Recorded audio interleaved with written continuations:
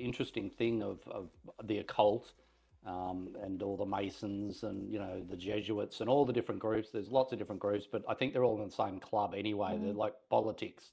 They're all on the same side. They're all in the same club. They're just us versus them, basically. But nowadays it's them versus us. So, Yeah. there's a lot of that going on. And I think if you go look around, you watch like a live like this, you go and look around and you'll start noticing things that maybe you didn't notice before. To the simple fact of the occult is always told, in the media, we're always told what a load of bullshit, horoscopes are bullshit. Um, Trivialized. yeah, and they make Mm. you look like an idiot if you follow any of it.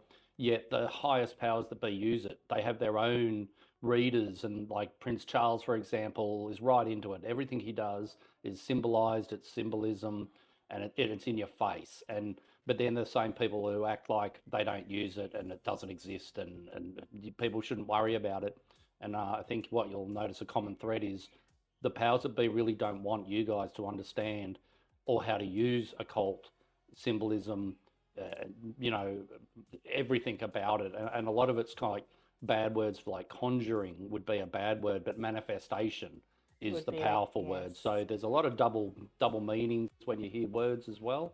And words are Um, spells, so we've all been taught spelling, and we think of spells, we know what they are, and when we utter it into existence, our language and our vocalization actually brings it into being. So our thoughts and our words that utilize or put them into action are very powerful, and we have more power than we're led to believe as well.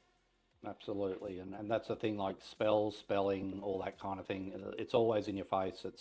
There's a million words that do the same kind of thing. They tell you because they have to, and Yep. that's a part of their kind of bringing things to fruition. Which we'll talk about in this slide. We're going to talk about what the occult is and some of the rules, like the governing kind of divine laws and things like that that run these kind of things, and why it's really kind of hard for them to also bring these things into fruition and why it takes so long. So we'll move on to the next slide, if that's all right, Dol. We do have to do a disclaimer. It's not going to help. I It's feel bad. okay. The disclaimer is basically to let you know that this is for entertainment purposes only.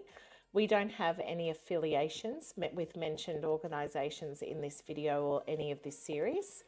All of these things that we're talking about are our own personal opinions and viewpoints. So we're not here to try to sway anyone, or we're not here to try to convince anyone.